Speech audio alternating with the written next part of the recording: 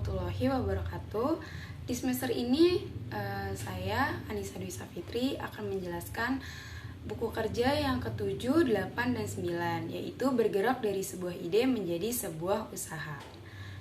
Di sini saya akan menjelaskan tentang buku kerja yang ke-7, yaitu persiapan fondasi etika dan hukum berbisnis. Produk atau jasa itu natural shop, unit usaha adalah kosmetik. Langkah yang pertama adalah 1. Identifikasi isu-isu etika dan legal yang dihadapi perusahaan baru. Yang kedua, selanjutnya ada kriteria kinerja 1.1, yaitu budaya etik yang kuat dibangun pada perusahaan. Selanjutnya ada hasil atau rekaman. Membangun budaya etik dapat mencakupi mengembangkan code of conduct atau kode etik, menerapkan program pelatihan etik. Budaya etik yang kuat dapat mencakupi pertama, akses modal yang lebih baik, reputasi merek yang lebih baik, meningkatkan komitmen karyawan, dan yang terakhir meningkatkan loyalitas pelanggan. Selanjutnya 1.2, notaris untuk perusahaan dipilih sesuai bidang bisnis. Yang notaris untuk perusahaan adalah objektif. Selanjutnya 1.3, perjanjian para founders disiapkan sebagai kesepakatan pendiri. Perjanjian para founders dapat mencakupi sifat bisnis prospektif, identitas dan usulan titles para pendiri, dan yang terakhir bentuk hukum kepemilikan bisnis. 1.4, perselisihan hukum dihindari. Perselisihan hukum dapat dihindari dengan yang pertama, memenuhi semua kewajiban kontrak, hindari undercapitalization, dapatkan semuanya secara tertulis, tetapkan standar, kesepakatan hukum yang berisi perjanjian no disclosure, peningkatan karyawan atau pihak lain seperti pemasok untuk tidak mengungkapkan rahasia sedang dagang perusahaan. Yang kedua, perjanjian mencegah seseorang bersaing dengan mantan majikan untuk jangka waktu tertentu. Yang kedua, memilih bentuk organisasi. 2.1, bentuk organisasi bisnis diidentifikasi. Bentuk organisasi dapat mencakupi sole proprietorship atau kepemilikan tunggal.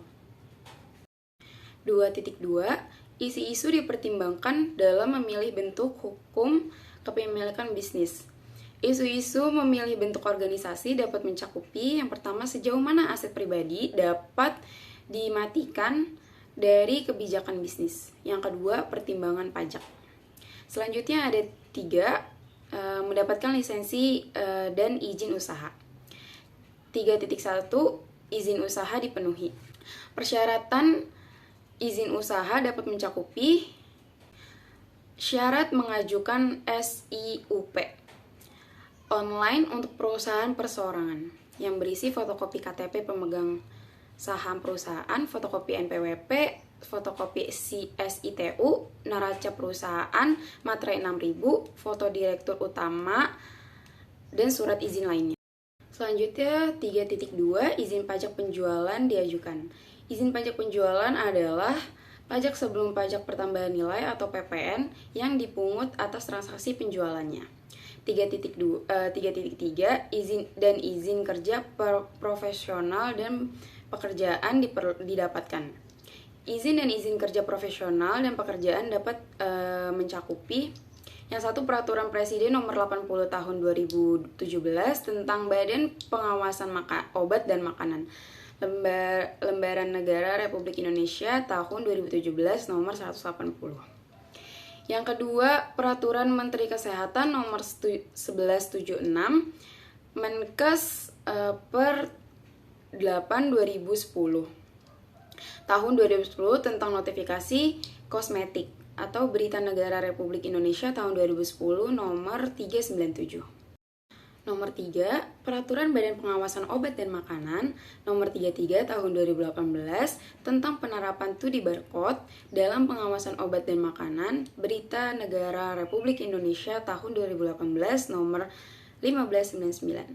Yang keempat, peraturan Badan Pengawasan Obat dan Makanan nomor 21 tahun 2020 tentang organisasi dan tata kerja Badan Pengawasan Obat dan Makanan, Berita Negara Indonesia tahun 2020 nomor 1002.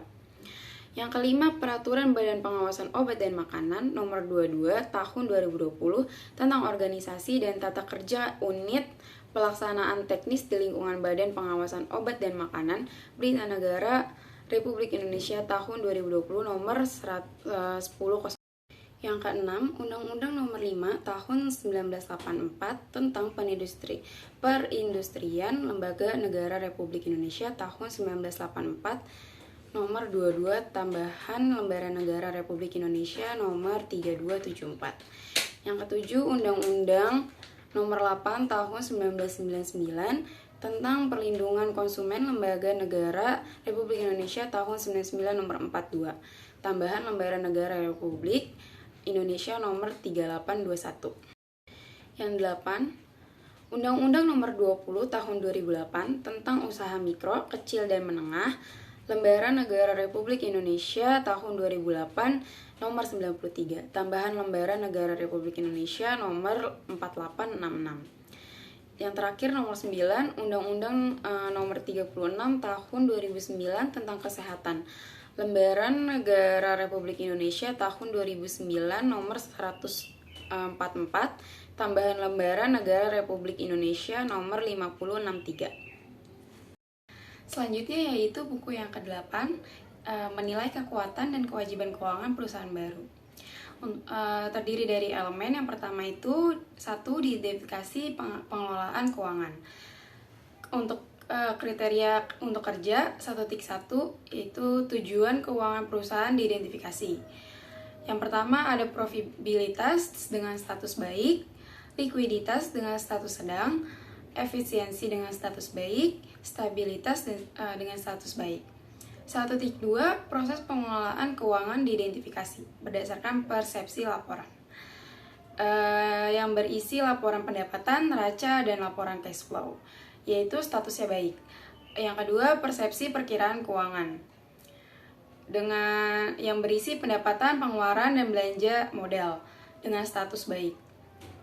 Yang ketiga, persepsi performa laporan keuangan yang berisi laporan performa pendapatan, laporan performa neraca, laporan performa cash flow dengan status baik. Yang keempat, analisa belanja dan hasil-hasil keuangan yang berisi rasio analis, mengukur hasil dibanding rencana, mengukur hasil-hasil dengan nomor industri dengan status baik. Selanjutnya ada 1.3, laporan histori keuangan diidentifikasi. Yang pertama, laporan keuangan dengan status baik. Yang kedua, neraca dengan status baik. Yang ketiga, laporan cash flow dengan status baik. Selanjutnya ada 1.4, laporan keuangan diidentifikasi. Laporan keuangan histori perubahan diikuti oleh persiapan perkiraan dengan status baik. Perkiraan penjualan untuk perusahaan baru didasarkan pada perkiraan penjualan dan rata-rata industri yang baik atau pengalaman memulai usaha sejenis dengan status baik. Yang terakhir, perkiraan penjualan untuk perusahaan yang ada didasarkan pada 1. Catatan penjualan terdahulu. Yang kedua, kapasitas produksi dan permintaan produk saat ini. 3. Faktor apapun yang akan mempengaruhi kapasitalis produk dan permintaan produk pada masa depannya dengan status baik. Yang kedua, diidentifikasi pro forma laporan keuangan. 2.1 laporan pro forma diidentifikasi. Yang pertama, pro forma laba rugi dengan status baik, pro forma pendapatan dengan status baik, pro forma neraca dengan status baik, dan yang terakhir pro forma arus kas dengan status baik. 2.2 rasio analis diidentifikasi yang berisi likuiditas dengan status sedang, efisiensi operasi dengan status baik, profitabilitas dengan status baik. Dan untuk rekomendasi, perusahaan ini layak untuk dilanjutkan dikembangkan berdasarkan data-data yang ada di atas tadi. Selanjutnya, saya akan membacakan buku kerja yang 9, yaitu mengembangkan dan mengelola tim usaha baru. Yang pertama itu ada langkah-langkah dengan rencana staffing. Kategori okupasi yang pertama adalah owner, dengan tanggung jawab menentukan visi dan misi perusahaan, melakukan kerja sama sebelum memulai bisnis rencana resmi, terlibat dalam perencanaan strategi bisnis, meninjau aktivitas usaha, berkomunikasi dengan investor dan pemegang kepentingan lain dalam bisnis, memperhatikan segala permintaan bisnis, memastikan bisnis berjalan sesuai standar. Selanjutnya ada tugasnya yaitu menyediakan kapital bagi perusahaan, merencanakan strategi bisnis, dan meninjau jalannya bisnis. Untuk persyaratannya itu menempuh pendidikan yang sesuai, memiliki skill komunikasi, memiliki keterampilan yang baik, memiliki pola pikir yang berkembang, memiliki keberanian. Untuk kebutuhan pelatihan itu nggak ada, jumlah ketenaga kerjaan 1, perkiraan mulai bekerja dari awal, dan untuk FTE serta perkiraan durasi kontrak itu tidak ada, karena selama perusahaan ini berdiri, owner itu akan tetap terus megang perusahaannya. Selanjutnya ada manajer keuangan dengan tanggung jawab mengkoordinasi dan mengontrol perencanaan laporan serta pembayaran kewajiban pajak, merencanakan dan mengkoordinasi penyusunan anggaran perusahaan serta mengontrol anggaran, mengelola fungsi akuntansi dalam memproses data dan informasi keuangan. Yang terakhir, merencanakan koordinasi dan mengontrol arus kas perusahaan. Untuk tugasnya, yang pertama menjalankan dan mengoperasikan roda kehidupan perusahaan seefisien dan seefektif mungkin, mengambil keputusan penting dalam investasi dan berbagai pembiayaan, menghubungkan perusahaan dengan pasar keuangan. Persyaratan manajer keuangan yang pertama itu minimal pendidikan S1 accounting, yang kedua pengalaman minimal 1 tahun, mampu mengoperasikan aplikasi keuangan, serta mampu mengelola data dalam jumlah besar. Selanjutnya untuk kebutuhan pelatihan itu 1 kali, jumlah tenaga kerja 1, mulai bekerja itu tanggal 6 Januari, serta untuk FTE-nya itu 8 jam per hari dan kontraknya 2 tahun. Selanjutnya yaitu manajer personalia dengan tanggung jawab melakukan pengadaan tenaga kerja, mengembangkan sumber daya manusia, pemberian kompensasi, melakukan pengawasan, memberikan pengarahan. Selanjutnya untuk tugasnya yaitu menjalankan proses rekrutmen calon karyawan, menyusun anggaran yang berkaitan dengan calon karyawan, membuat perencanaan kerja bagi karyawan. Selanjutnya menyimpan dan mengelola database karyawan serta aset perusahaan, mengatur kesejahteraan karyawan, dan yang terakhir mengatur hal-hal terkait pengembangan skill karyawan. Untuk persyaratannya, pendidikan minimal S1, pengalaman minimal 1 tahun, memiliki kemampuan negosiasi, memiliki kemampuan administratif.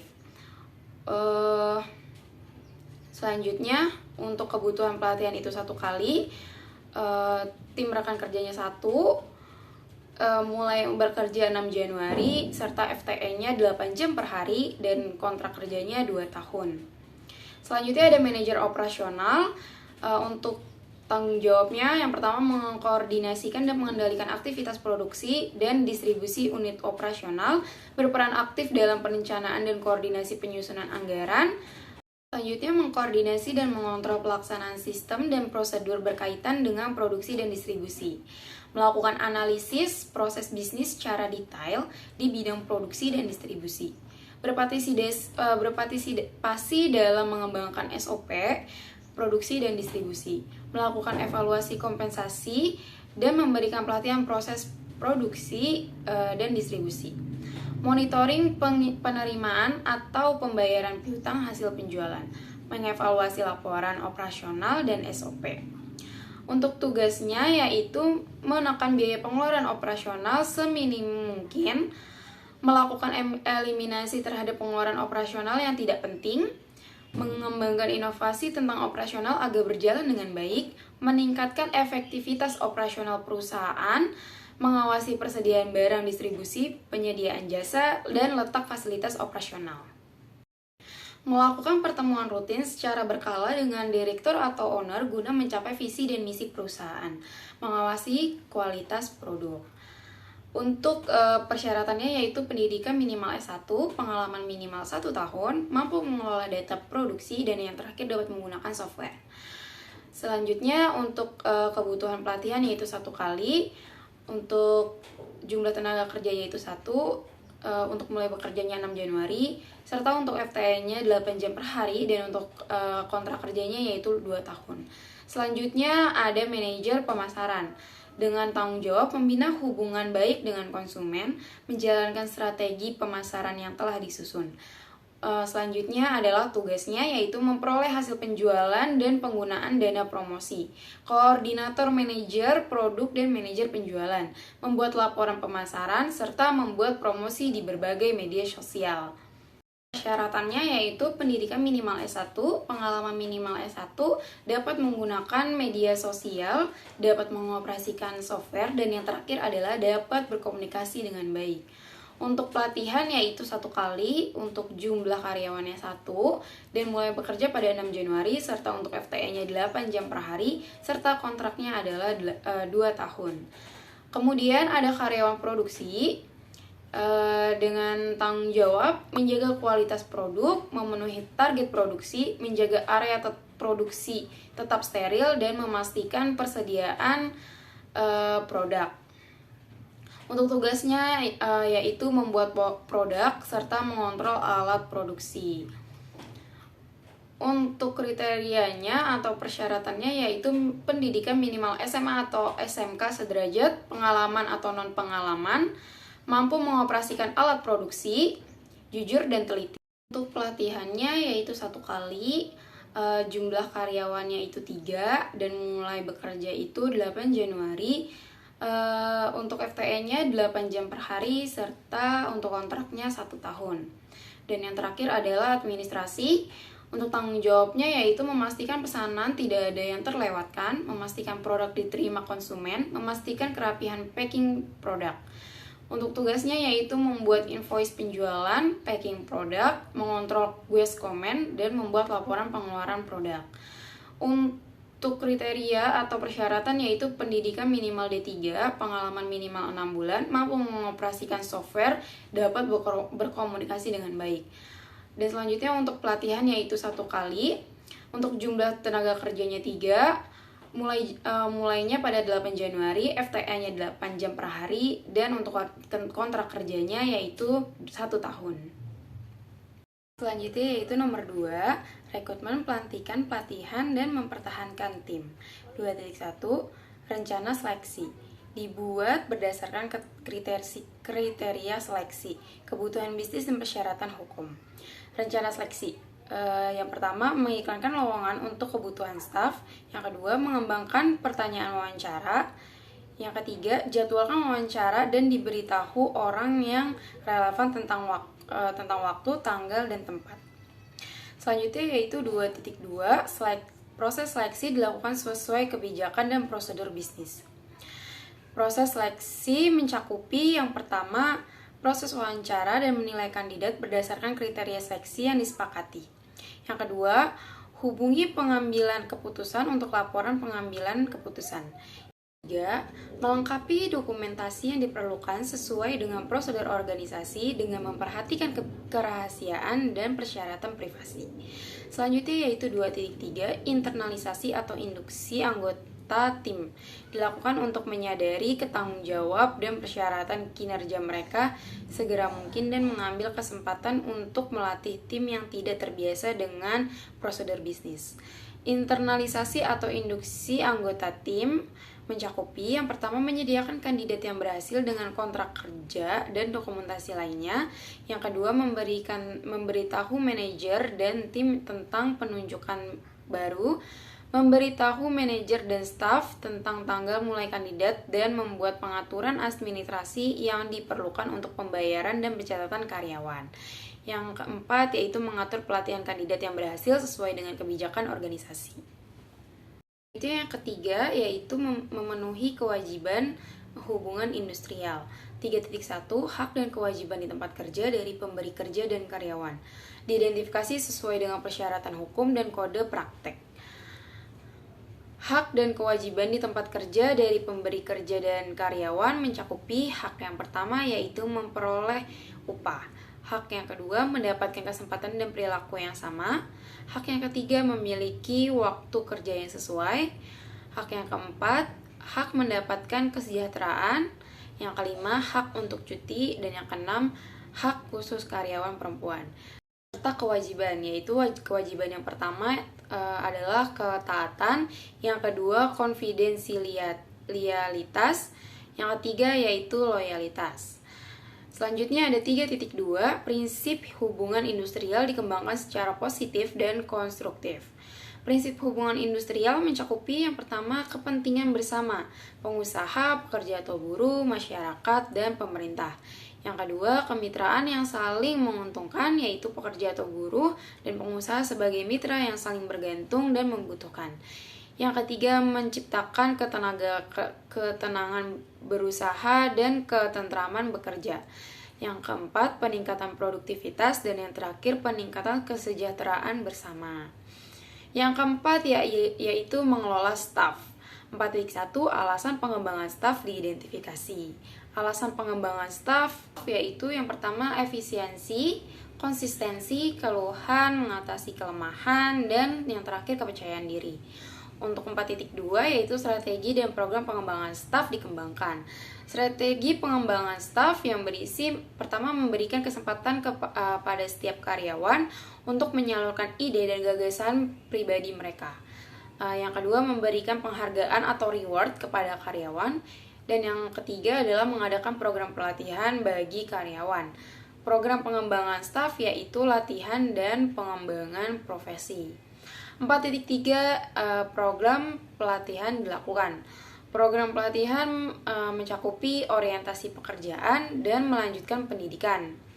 Selanjutnya 4.4 evaluasi dilakukan terhadap strategi dan program pengembangan staf dievaluasi. Evaluasi yang pertama yaitu identifikasi dan libatkan pemangku kepentingan utama dan jelaskan kegiatan dan tujuan pengembangan staf. Yang kedua, analisis dan tafsirkan hasil untuk dibagikan dan gunakan temuan Anda secara efektif.